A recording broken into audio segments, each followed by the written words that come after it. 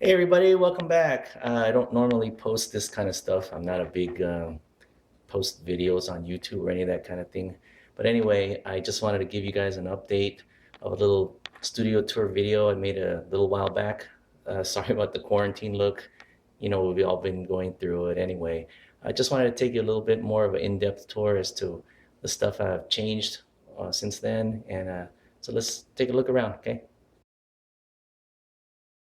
All right, a couple things just to get out of the way really quick. Yes, that is blue tape on the floor, so it prevents my mat from slipping around. It's really annoying. And yep, that's my old school boombox. Another thing, this chair is extremely noisy, so I apologize. You're going to hear probably it creaking throughout this video, but I swear I'm going to get another chair because this thing's just really irritating me. When I sit on it, look what happens.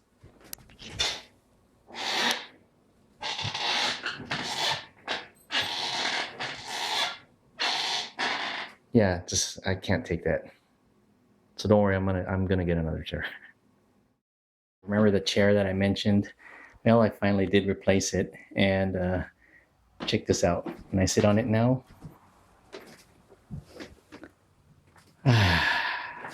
no more noise when I lean back and forth.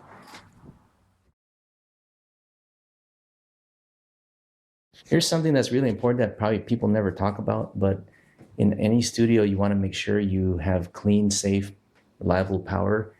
So in case there's blackouts, rolling brownouts during the day, or momentary interruptions in your power, you don't want your gear to get messed up. So down here, I have two APC battery backups. Those are for the main computers. And then behind here, there's another battery backup back there. Time to save what you're doing and then protect your gear as well. I kind of have an orange thing. I mean, I'm not a Broncos fan or anything by any stretch of the imagination, but I just like the color. So I got that orange hat, orange watch, my orange Fender Strat. I have an orange cable, and then I have an orange Crush 35 amp. A couple other things. Got a new rack. It's from a String Swing, made in USA, nice wood color to hold my guitars.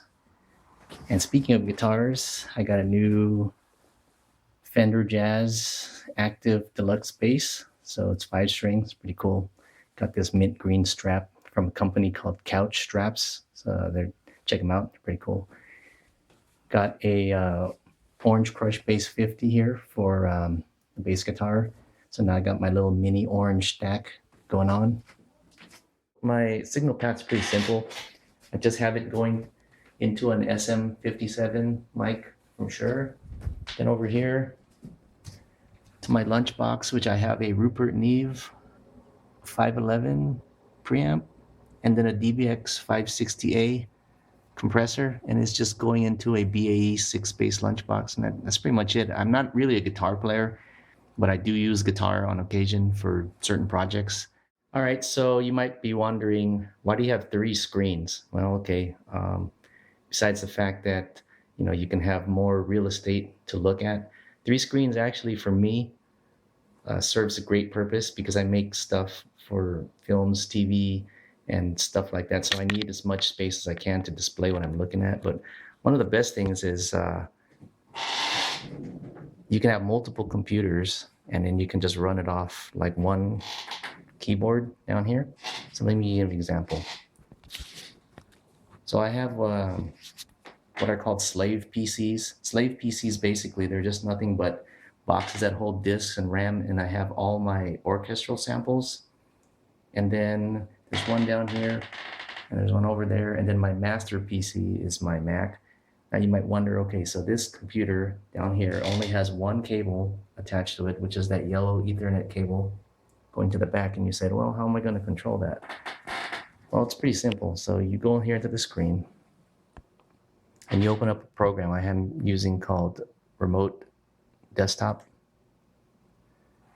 Then you just go up here, and you connect to it. Then what it's doing, so now when I'm actually looking at this screen, is that Windows computer down there, and I can control it straight from my keyboard. So it's actually very handy. All right, so here's another example of why 3 screens is actually beneficial, at least to me. So I'm in this program right now. It's called Logic Pro X. Probably a lot of you guys have heard of it or use it. I use this and Cubase 10 Pro, but for this particular project, I'm in Logic right now. So if you look at the main screen, this is your main project window where you can do all your MIDI editing. So I have this screen really big because it's a bunch of little tiny dots and I can't see that good. And then on my right, this is the mixer screen, so I can make all my level adjustments. And then on the left, this is my screen that I put all my plugins, my VST instruments. So for example, I have the UAD ATR 102 tape Ampex plugin as one of my master bus effects. And then in the back, you could see I have Contact. It's one of the string ensemble libraries. So by having 3 screens, you're not struggling to try to fit everything onto one little tiny screen. You can actually see it better. This little fun rack over here, it's my little portable keyboard. And I have this hooked up directly to my SE1X from Studio Electronics, my mono synth. And then down here, I have another Studio Electronics Code 8, which is a 8-voice polyphonic analog synth. And this thing is pretty awesome. And then here is an old school piece. It's a MIDIMan Portman 4x4. What this allows me to do is I can control these analog hardware synths either with this little keyboard, or it can be controlled from my sequencer, either from Cubase or Logic Pro, and then I can use either to control these outboard units. This little thing over here is an old tube preamp that I have. I just use it as a direct in for my guitar sometimes, so kind of gives a little bit of tube flavor, whatever you want to call it. Then over here, this little thing with all the lights is my Isla Instruments S2400. This is supposed to be the modern reincarnation of the EMU SP1200. As you guys know, if you follow hip hop, it's been one of the most widely used drum machine samplers ever. So this is kind of the modern reincarnation with USB, SD card slot. It still has a 12-bit mode for the crunch and grit, but it also handles now 16-bit 48K wave files. So it combines the best of both worlds, modern and old school. Here's a little sound sample of something that I'm working on right now.